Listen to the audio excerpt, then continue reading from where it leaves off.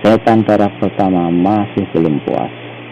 Ini satu lagi, katanya, dan untuk kedua kalinya kaki kanannya mengirimkan satu tendangan. Kali ini yang jadi sasaran adalah muka Pranajaya. Pemuda ini berusaha menahan jeritan yang hendak melesat dari tenggorokannya meski bibirnya pecah. Dua buah giginya patah dan hidungnya mengucurkan darah kental panas.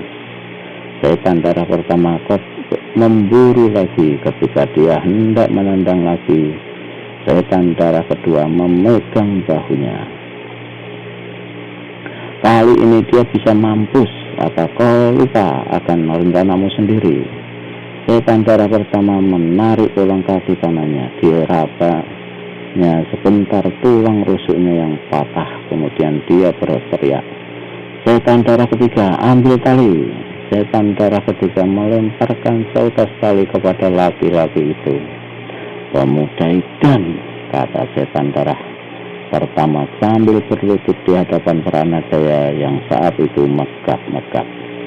Sebentar lagi kau akan rasakan bagaimana enaknya meluncur di tanah. Kalau tubuhmu kuat, kau akan hidup sampai ke kota raja. Tapi kalau tidak, kau akan mampus di tengah jalan. Habis berkata begitu, setan darah pertama segera mengikat pergelangan tangan kanan Pranajaya dengan tali. Ujung tali yang lain diikatkannya ke leher kudanya.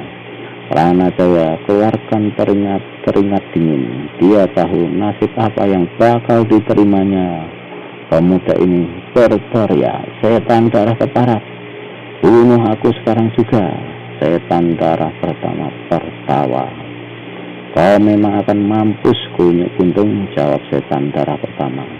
Akan mampus, tapi dengan cara perlahan-lahan. Sepanjang jalan menuju ke ajalmu, kau dapat saksikan keindahan pemandangan daerah sekitar sini. Bukankah enak mati cara begitu? Setan darah pertama naik ke atas kudanya. Tiba-tiba dia ingat sesuatu dan memandang berkeliling. Mana pedangnya? Aku sudah ambil, jawab setan darah ketiga. Bagus, setan darah pertama tepuk pinggul kuda merahnya dengan keras. Binatang itu meloncat ke depan, siap untuk berlari kencang dan menyeret tubuh Pranajaya, mulai dari liku jalan itu sampai ke kota raja. Namun di saat itu, dari depan kelihatan berkelebat sesosok bayangan putih disertai dengan suara tertawa lantang yang bernada mengejek. Kekejamanmu sangat keterlaluan, tiga setan darah, kata pendatang baru ini dengan membentak. Setan darah pertama dan kedua kawannya dengan serta-merta menghentikan kuda masing-masing. Sepasang mata tiga setan darah pertama memandang ke depan dengan menyorot. Mulutnya terkatup rapat-rapat dan kedua rahangnya mengatup menonjol. Cindur rantai, arti setan darah pertama. Setahuku, kau ada tugas di selatan yang harus kau jalankan. Silahkan berlalu dan jangan ikut campur urusan kami. Tindur Nampo, seorang resi golongan hitam yang juga menjadi kaki tangan pembantu Baginda. Kekejamannya tiada banyak beda dengan tiga setan darah. Namun di antara resi ini dengan ketiga setan darah, sejak lama terdapat perselisihan secara diam-diam. Perselisihan ini sebenarnya adalah akibat bersaing ingin menjilat Baginda. Dalam satu pertemuan pernah Tindur ramai menantang tiga setan darah. Hampir terjadi pertempuran hebat, namun tokoh-tokoh istana lainnya berhasil mencegah mereka. Namun sejak itu pula di antara mereka semakin memuncak permusuhan, laksana api dalam sekam yang sewaktu-waktu bisa meledak. Tindur rantai mengelus-elus janggutnya yang pendek macam janggut kambing. Sambil sunggingkan senyum mengejek dia berkata, tentu pemuda malang itu akan keseret ke kota raja. Semua orang akan melihat kekejamanmu. Kau akan dapat nama, dan kira-kira berapa puluh ringgit pula kau akan dapat upah dari Baginda. Setan darah kedua penasaran sekali. Dia majukan kudanya satu langkah. Soal kekejaman, kau tidak lebih baik dari kami, Resi Muka Kambing. Setan darah membentak. Sindur Rampe tertawa dingin. Sindur Rampe, kuharap segera berlalu. Aku muak melihat tampangmu, menyambung setan darah ketiga. Resi itu tertawa lagi, lalu katanya, aku sendiri sudah sejak lama kepengen muntah melihat mukamu yang macam kepiting rebus. Setan darah pertama kertakkan gerlahan. Sindur Rampe, agaknya kau sengaja mencari-cari pelesian terbuka. Mungkin masih belum puas dengan pertengkaran dalam pertemuan tempo hari. Rupanya kau masih belum melupakan hal itu, kata Sindur Rampe. Dia melirik sebentar pada Pranajaya yang megap-megap hampir kehabisan nafas. Selama matahari masih terbit di timur, selama air masih mengalir ke laut, tiga setan darah tak pernah melupakan hal itu. Bagus sekali jika demikian, menyahuti Sindur Rampe. Kuharap di lain kesempatan kita bisa menyelesaikannya. Setan darah pertama mengekeh. Menentang kami sama dengan menentang angin topan. Menentang tiga setan darah sama dengan menentang gunung karang. Jangan terlalu pongah dan buta, Resi Muka Kambing. Nama kalian memang sudah kesohor, apalagi kekejahatan dan kekejaman kalian. Tapi kalau cuma cecunguk-cecunguk macammu, 10 orang pun aku akan layani. Naiklah darah tiga setan darah.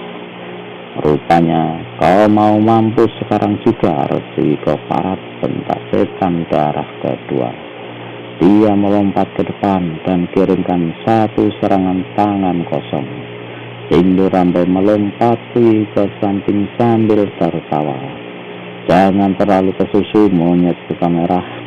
Ini hari aku masih ada urusan.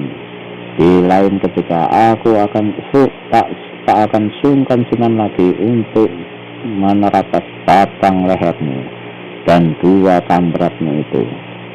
Ini ku kembalikan seranganmu. Habis berkata begitu, Sindur Rampe hembuskan lengan jubahnya. Selari angin panas menggebu ke arah setan darah kedua. Pukulan yang dilepaskan Sindur Rampe adalah pukulan ireng waliung yang kehebatannya sudah dimaklumi oleh tiga setan darah. Karenanya setan darah kedua melompat dua tombak ke atas. Wush! Angin pukulan menghantam pohon kayu di tepi jalan. Kejap itu juga batang kayu itu hangus hitam sampai ke ranting-rantingnya. Terkejutlah tiga setan darah. Rupa-rupanya Resi Sindur Rampe betul-betul inginkan jiwa mereka. Setan darah pertama dan ketiga segera melompat dari kuda masing-masing, siap untuk mengeroyok Resi itu. Tapi Sindur Rampe sudah berkelebat cepat dan meninggalkan tempat itu sambil berseru, sampai nanti tiga setan darah, kuharap kalian suka bersabar menunggu saat kematian kalian. Anjing kuduk, jangan lari, teriak setan darah kedua. Tapi Sindur Rampe sudah lenyap dari pemandangan. Setan darah pertama memaki dan menyumpah-nyumpah. Lain hari kita perlu kasih hati pada si Muka Kambing itu, katanya. Dia melompat kembali ke atas kudanya diikuti oleh 2 orang kawan-kawannya. Ketika kuda setan darah pertama bergerak, maka tubuh Pranajaya mulai terseret.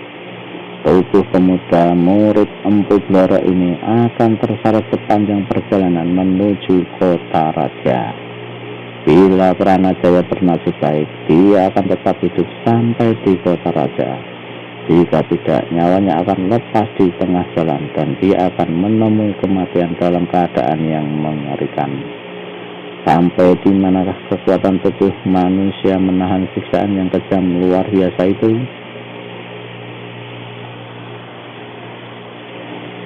Kali Welang Manuk. Telah 2 hari yang lalu mereka seberangi lembah Manuk Wilis, di mana terletak gedung biara pensuci jagat, telah jauh di belakang mereka. Kedua orang itu berlari dalam kecepatan yang luar biasa, kadangkala menyeberangi kali-kali kecil, kadangkala mendaki dan menuruni bukit, dan saat itu keduanya barusan saja keluar dari sebuah rimba belantara. Matahari telah sampai ke ubun-ubun mereka. Tatkala keduanya sampai di satu persimpangan jalan, pemuda rambut gondrong hentikan larinya. Orang yang di sampingnya juga melakukan hal yang sama. Ketika pemuda itu membalikkan badannya, maka sepasang mata mereka pun saling bertemu. Si pemuda mengukir senyum di bibirnya dan berkata, "Agaknya kita terpaksa berpisah di sini sekarang." Si gadis berpakaian ringkas kuning tidak menjawab. Kedua matanya yang bening masih balas menatap pandangan si pemuda, dan si pemuda segera bisa memaklumi. Dari sinar mata gadis itu diketahuinya bahwa perpisahan itu merupakan satu hal yang berat bagi si gadis. Sambil tertawa, si pemuda berkata, "Di lain ketika aku berharap kita bisa bertemu lagi sekarang." Dia menjura sedikit dan berkata lagi, "Jangan lupa sampaikan salam hormatku pada gurumu Empu Tumapel." "Wiro," si gadis membuka mulut untuk pertama kalinya. Suaranya perlahan, setengah berbisik. "Kau sendiri mau terus kemanakah?" tanyanya. "Aku, manusia macamku ini pergi membawa kakinya saja.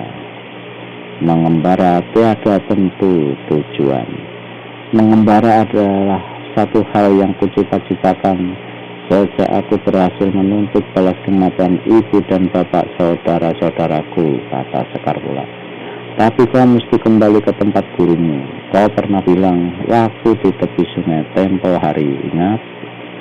Sekar ingat. Dalam perjalanan mereka meninggalkan biara pensuci jagat.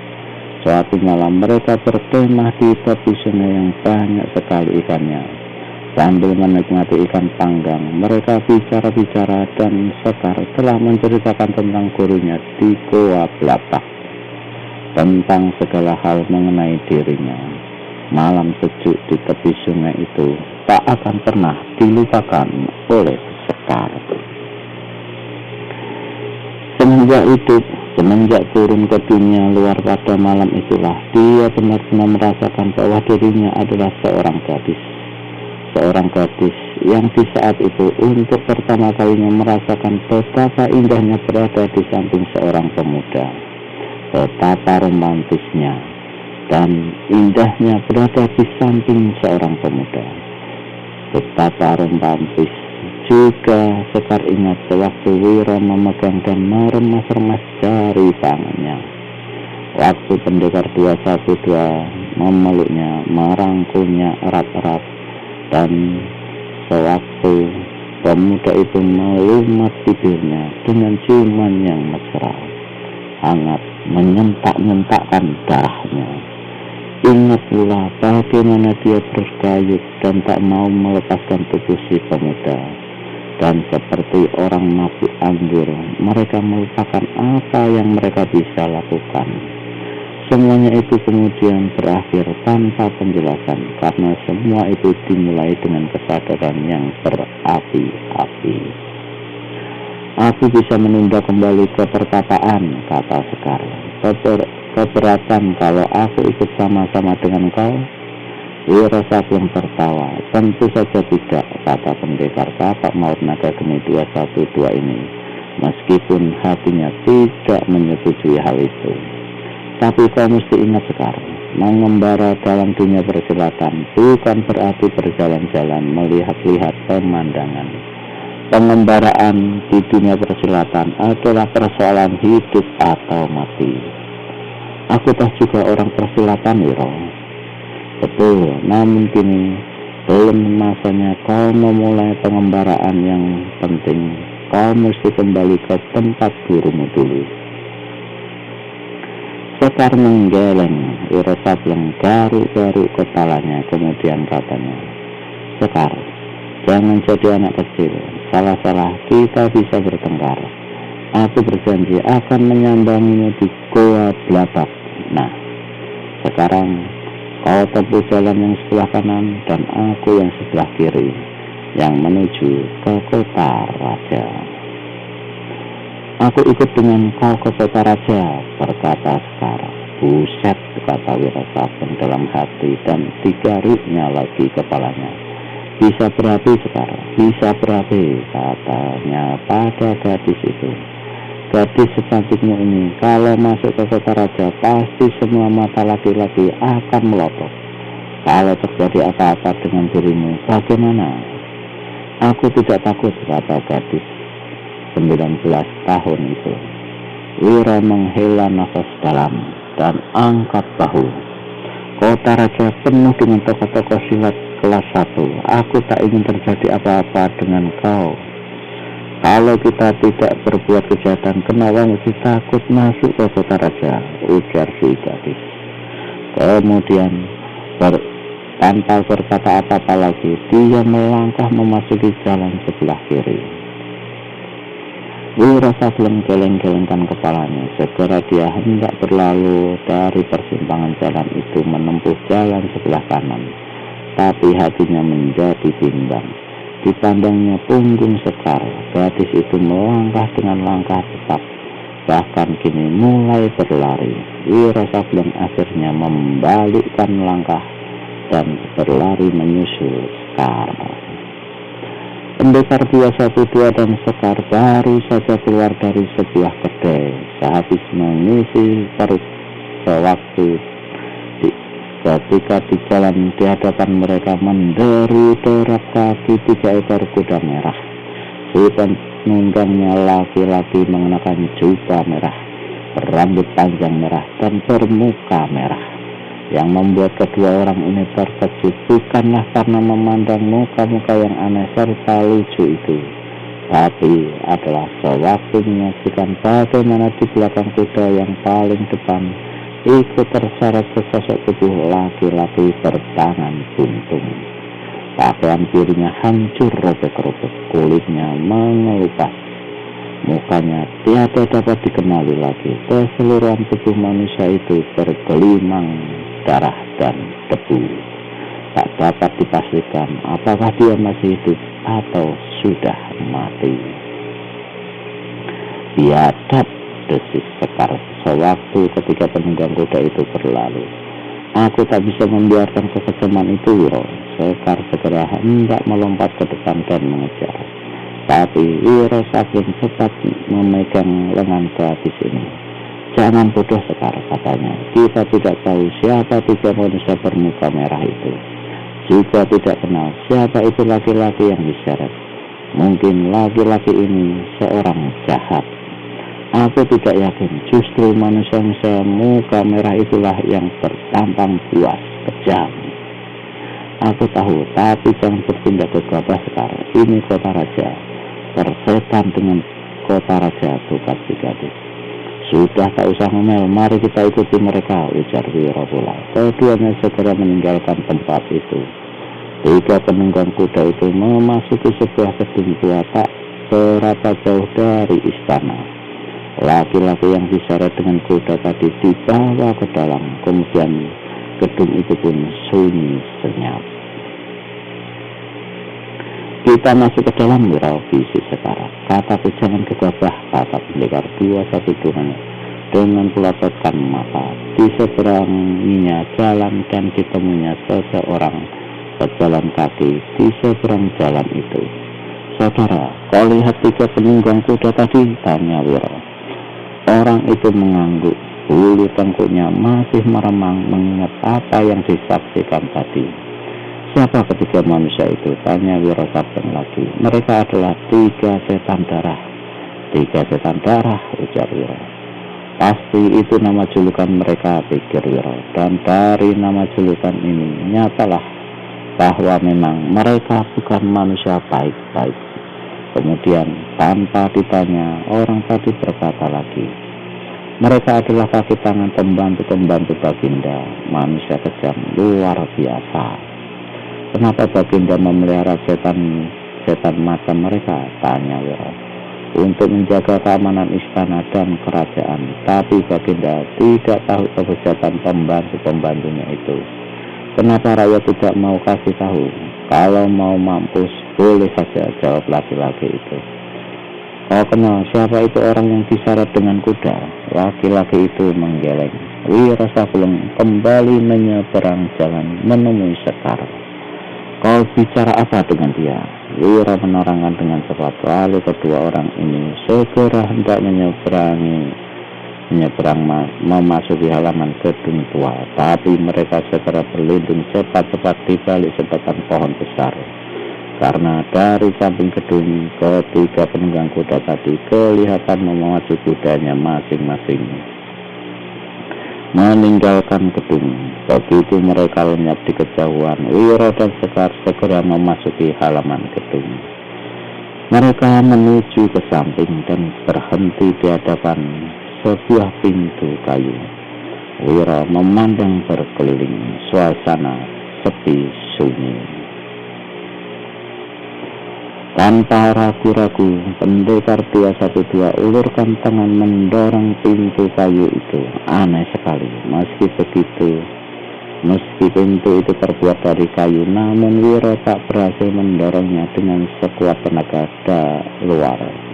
Setelah mengerahkan seperempat dari tenaga dalamnya, baru pintu kayu itu bergeregetan dan terbuka sedikit demi sedikit. Begitu daun pintu kayu itu terbuka lebar, maka tiba-tiba dari hadapan mereka berdesing 5 buah senjata berbentuk anak panah berwarna merah.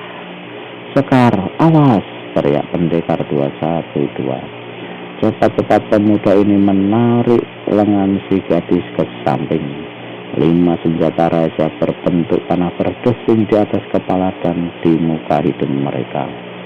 2 dari 1 panah merah itu menancap di batang sebuah pohon. Sesaat kemudian batang pohon itu sampai ke batang-batang ranting dan daun-daunnya menjadi merah. Nyatalah bahwa senjata-senjata raja itu mengandung racun yang amat jahat. Para Sekar berubah pucat, sedang pendekar 212 dengan meloloskan lidah berkata perlahan, keparat, tempat ini pasti penuh dengan senjata rahasia, kita harus hati-hati sekarang. Wiro menyuruh gadis itu berdiri lebih ke samping, kemudian dengan kaki kirinya pendekar ini menendang pintu kayu itu sekuat tenaga. Pintu jebol, hancur berantakan, dan pada detik itu pula selusin senjata rahasia yang sama bentuknya dengan yang tadi melesat di depan mereka. Beberapa di antaranya menancap lagi di batang pohon yang sama. Pendekar 212 menyeringai. Lihai juga, katanya pelan. Sebaiknya kau tinggal di sini sekarang. Aku ikut bersamamu, kata Sekar tegas. Di dalam gedung tua ini pasti lebih banyak bahaya. Jangan jadi orang tolol. Gadis berbaju kuning ini tidak ambil peduli ucapan si pemuda. melainkan tanpa pedang aling-aling terus masuk melewati pintu yang tadi telah ditendang bobol. Mau tak mau, Wiro juga melangkah mengikuti, seperti suasana di luar. Di bagian belakang gedung itu pun diselimuti kesunyian. Keseluruhan gedung tidak terpelihara. Tembok hijau berlumut, halaman ditumbuhi semak-semak dan rumput liar. Dengan sikap berhati-hati, kedua orang ini melangkah menuju ke tangga yang berhubungan dengan pintu belakang gedung. Wiro berjalan di depan, ketika salah satu kakinya menginjak tanah di depan anak tangga yang terbawah. Tanah itu dirasakannya mencekung aneh dan lembut. Wiro cepat tarik kakinya dan melangkah mundur.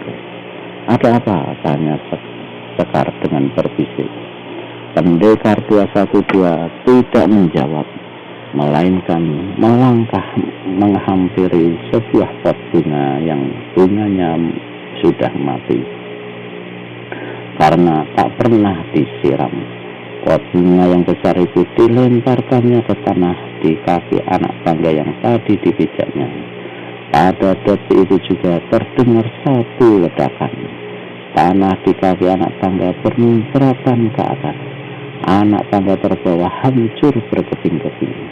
Wiro meraih pinggang Sekar dan menjatuhkan diri ke tanah. Tubuh mereka kotor tersembur tanah dan kepingan batu tangga. "Gedung setan apa ini?" rutuk Wiro sambil berdiri dan membersihkan pakaiannya. Dia berpaling pada Sekar dan berkata, "Aku sudah bilang kau tak usah ikut-ikutan ke kota raja. Kini kau lihat sendiri." "Tak usah bertengkar terus-terusan, Wiro," menyauti murid Empu Eyang Tumapel itu. "Kita harus cepat mencari laki-laki tangan pimpung berbaju biru yang tadi dibawa ke sini." Wiro garuk-garuk kepalanya. Dia memandang ke pintu di bagian belakang gedung itu dan berpikir-pikir bahaya apa lagi yang bakal dihadangnya bila dia menaiki anak tangga dan membuka pintu itu. Dalam dia berpikir-pikir demikian, tiba-tiba dilihatnya Sekar mengirimkan satu pukulan jarak jauh ke arah pintu belakang gedung. Angin pukulan menderu dahsyat dan brak, pintu itu pecah berantakan. Sekar dan Wiro menunggu, tak ada terjadi apa-apa. "Aku tak percaya kalau pintu itu tidak menyembunyikan rahasia maut," kata Wiro Sableng. Di jangkaunya sebuah arca kecil yang sudah buntung di dekat tangga sebelah kanan. Arca itu kemudian digelindingkannya di atas lantai yang menuju ke pintu. Begitu arca mencapai pintu, lantai di depan pintu itu terbuka. Arca lenyap, jatuh ke dalam sebuah lubang, dan lantai kembali menutup. "Gedung edan," rutuk Wiro Sableng. "Kau masih punya nyali untuk masuk ke dalamnya?" "Mengapa tidak?" ujar Sekar. "Aku kagum dengan keberanianmu," puji Wiro sejujurnya. "Bersiaplah, kita melompat ke dalam lewat pintu itu. Kerahkan seluruh ilmu mengendangi tubuhmu. Lantai di dalam gedung itu bukan mustahil terangkap semua." Kedua orang ini bersiap-siap untuk menerobos pintu yang sudah bobol. Mendadak pada saat itu pula di halaman depan terdengar derap kaki kuda. Keduanya terkejut. "Mereka kembali," bisik Sekar. Gadis ini segera keluarkan senjatanya, yaitu besi berantai yang ujungnya diganduli bola besi berduri, yakni rantai petaka bumi yang dahsyat. Wiro berpikir cepat. Dia mendapat satu akal, lalu menggamit dan berbisik pada Sekar. "Cepat lompat ke atas genteng." Si gadis melotot. "Apakah tidak punya nyali menghadapi mereka? Manusia-manusia terkutuk semacam itu harus dilenyapkan dari muka bumi, Wiro. Kalau kau takut, pergilah sendiri ke loteng sana." Wiro menggerendeng. "Kita belum tahu siapa yang datang itu. Kalau benar mereka, dari atas genteng kita bisa mengintai bagaimana mereka memasuki ke dalam gedung." Sekar hendak mengatakan sesuatu, tapi Wiro Sableng sudah membetot lengannya dan melompat ke atas genting bersama-sama. Keduanya menunggu. Suara kaki-kaki kuda berhenti sebentar, lalu terdengar lagi memasuki halaman samping. Bukan mereka, desis Wiro, dan Sekar memalingkan kepalanya ke halaman samping. Yang datang ternyata seorang penunggang kuda berkepala gundul. Sepasang matanya juling, hidungnya sangat pesek, hampir sama rata dengan pipinya yang gembrot. Tangan dan kakinya sangat pendek, sedang tubuhnya kate sekali. Yang lucunya, manusia ini cuma memakai cawat.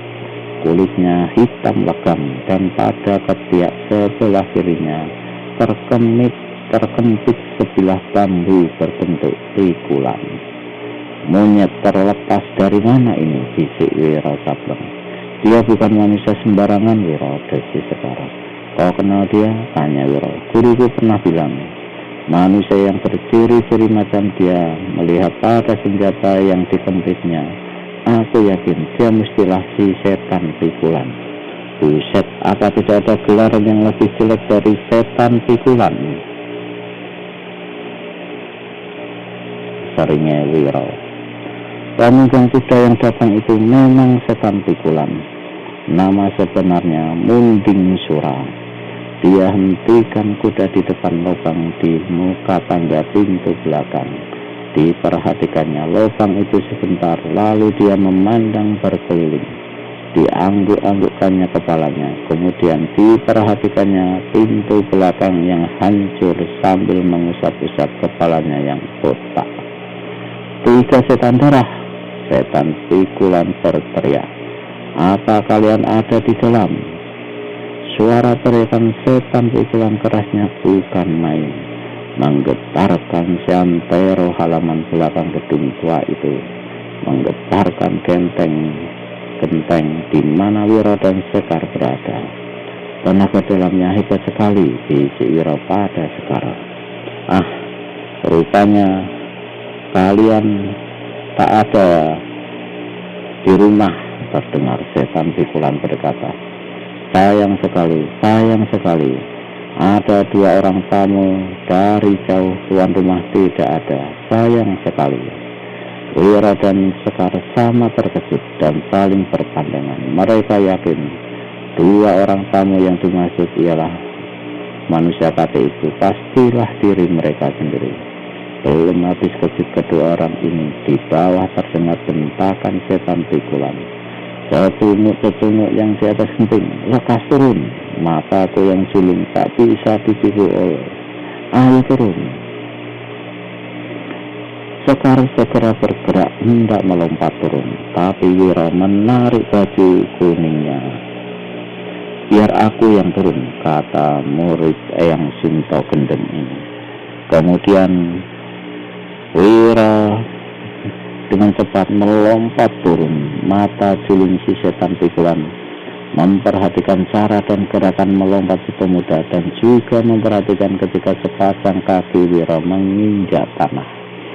Telinganya yang tajam sama sekali tiada mendengar sedikit suara pun dari beradunya kaki dan tanah.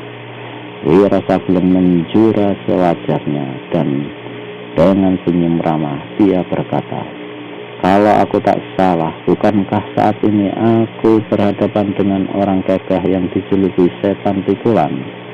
Setan pikulan menyeringai. Rupanya matamu tajam juga, orang muda. Harap beritahu siapa kau? Aku ini seperti yang kau katakan tadi, cuma cecunguk biasa saja, jawab Wiro. Kenapa sumbi di atas atap, dan kenapa kawanmu cecunguk yang satu lagi itu tidak mau turun? Wiro tertawa dan berseru, Sekar, turunlah. Ketika Sekar turun dan berdiri di samping Wiro Sableng, maka menyeringalah setan pikulan. Ternyata seorang gadis cantik, katanya. Dibasahinya bibirnya dengan ujung lidah. sedang kedua matanya yang juling semakin juling karena memandang dekat-dekat pada para sekar yang cantik jelita. Melihat kepada tindak tandukmu, pastilah kalian datang ke sini bukan dengan maksud baik. Apalagi penghuni rumah tidak ada. Kalian tahu apa yang bakal dilakukan 3 setan darah jika mereka mengetahui ada cecunguk-cecunguk yang sembunyi dan membuat kerusuhan di rumahnya. Harap jangan salah sangka, setan pikulan. Kami kesini sebetulnya mengejar seorang pencuri, tapi dia lenyap entah kemana, kata Wiro berdusta. Setan pikulan tertawa mengejek. Sama aku tak usah bicara dusta. Lekas terangkan siapa kalian dan apa maksud kalian kesini. Kalian mesti tahu bahwa 3 setan darah adalah kamratku dan aku berhak turun tangan menghukum kalian bila kalian ternyata bersalah. Kalau kau kawannya 3 setan darah, tentu kau juga seorang tokoh istana, ujar Wiro. Apa aku tokoh istana atau bukan? Tak perlu tanya. Setan pikulan menyentak. Lekas jawab pertanyaanku tadi. Kami cecunguk, sahut Wiro. Kau sendiri tadi sudah bilang. Marahlah setan pikulan. Seharusnya ku betot putus lidahmu, pemuda hina dina, arti setan pikulan. Tapi dengar, kalau kau mau tinggalkan gadis cantik ini buatku, aku tak mau bikin panjang urusan. Aku tak akan laporkan pada 3 setan darah bahwa kalian telah mengobrak-abrik rumahnya ini. Mendengar ini, Sekar menjadi naik pitam. Biar aku betul-betul monyet sekalipun, aku tidak sudi menjadi mangsa bejatmu. Setan pikulan tertawa. Wiro berpikir sebentar, lalu dengan ilmu menyusupkan suara, dia berkata pada si gadis, Sekar, aku ada akal. Kita tipu setan KP ini menunjukkan di mana laki-laki bunting itu disekap.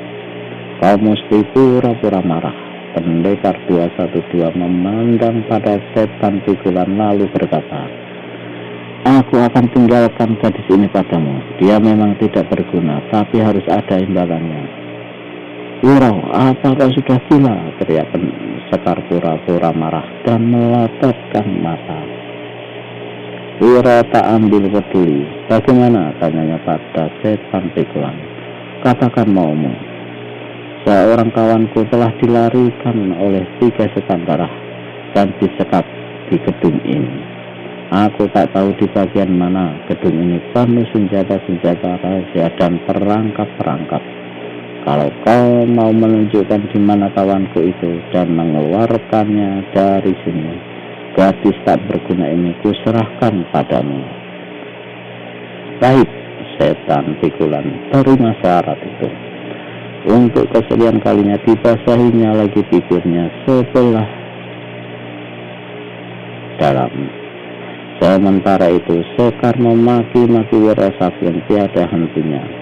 Setan pikulan melompat dari kudanya. Bagaimana aku yakin kalau kalian tidak menipuku? Tanya manusia KP berkepala gundul ini. Kau terlalu curiga, setan pikulan. Kalau aku menipumu berarti aku tak bisa menyelamatkan kawanku yang disekap oleh 3 setan darah. Jawab Wiro Sableng. Betul juga, kata setan pikulan. Tapi untuk benar-benar meyakinkan, biar ku lakukan ini dulu. Dan dengan satu gerakan cepat luar biasa, setan pikulan menusukkan jari telunjuknya ke urat pangkal leher Sekar.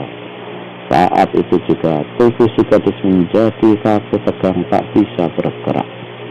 Wiro memaki dalam hati. Ikut aku, setan pikulan berkata, lalu melesat memasuki pintu belakang yang tadi sudah didobrak dengan pukulan jarak jauh oleh Sekar.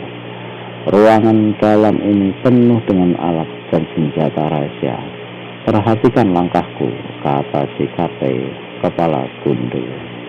Dia melangkah 6 tindak ke kanan, lalu menyusuri tepi dinding hingga akhirnya sampai di hadapan sebuah pintu berwarna hitam. Pada tepi pintu itu terdapat sebuah bibit putih besar setengah kuku jari kelingking. Dengan ujung jarinya setan pikulan menunjuk. "Cepat masuk!" teriak setan pikulan. Wiro Sableng melompat masuk ke dalam kamar itu. Begitu pintu di belakangnya menutup kembali, manusia kafir itu berpaling pada Wiro. "Kau lihat pintu dinding sana?" Wiro mengangguk. "Kalau kau melangkah sepanjang lantai ini ke sana, kau akan kejeblos masuk ke dalam liang batu. Kita harus bergerak sepanjang tepi dinding sebelah kiri. Mari." Sambil menyusuri lantai di tepi dinding sebelah kiri, Wiro Sableng bertanya, "Mengapa setan darah memasang demikian banyak alat dan senjata rahasia serta perangkap di gedung ini?" "Itu tak perlu kau tanyakan, bukan urusanmu," sahut setan pikulan. Setan pikulan membuka pintu di hadapannya. Kamar kedua itu kosong lagi, dan dinding sebelah depan mereka kelihatan sebuah pintu lain. "Kali ini kita mesti menyusuri tepi lantai di samping kanan," kata setan pikulan. Wiro mengikuti tanpa banyak bicara. Kamar ketiga, keempat, dan kelima dalam gedung itu kosong semua. "Mungkin sekali kawanmu itu disekap di ruang batu karang di bawah tanah," kata Wiro pula. Kata setan pikulan. "Apakah kau tahu tempat itu?" tanya Wiro Sableng. Si kakek merenung sejenak. "Ikuti aku," katanya. Mereka keluar dari kamar nomor 5 itu. Di kamar nomor 6 mereka berhenti. Setan pikulan meneliti lantai kamar dengan sepasang matanya yang juling. Kemudian dia mendongak ke atas. Pada langit-langit kamar kelihatan tergantung sebuah kawat yang ujungnya diganduli lampu minyak yang besar sekali. Setan pikulan melompat ke atas dan menarik kawat itu 1 kali. Aneh sekali, tiba-tiba lantai di samping kanan ruangan membuka dan sebuah tangga batu kelihatan. Keduanya melangkah ke tepi liang itu. Ruang di bawah sana agak gelap, hanya diterangi oleh sebuah pelita. Samar-samar Wiro Sableng melihat sesosok tubuh menggeletak di tanah ruangan. Di lantai ruangan, pakaiannya tak kelihatan apa warnanya, tapi tangan kirinya buntung. "Itu kawanmu?" tanya setan pikulan. "Betul. Lekaslah turun sebelum 3 setan darah kembali ke sini. Kita mesti keluar meninggalkan tempat ini." Tanpa pikir panjang, Wiro Sableng segera menuruni anak tangga. Begitu dia menginjakkan kaki di lantai ruangan batu karang, dia terkejut ketika di atas didengarnya suara tertawa bergelak setan pikulan. "Manusia tawal, goblok, aku tahu kau mau menipu. Sekarang kau sendiri yang masuk perangkap. Kau akan mampus di ruang batu karang itu. Mayatmu akan busuk." "Sedekah keparat," teriak Wiro. Dia melompat kembali ke atas, tapi secepat kilat setan pikulan melesat ke udara, menarik kawat gantungan lampu, dan dengan serta-merta lantai di ruangan itu tertutup kembali. Pendekar kapak emas tenaga geni 212 masuk perangkap sudah.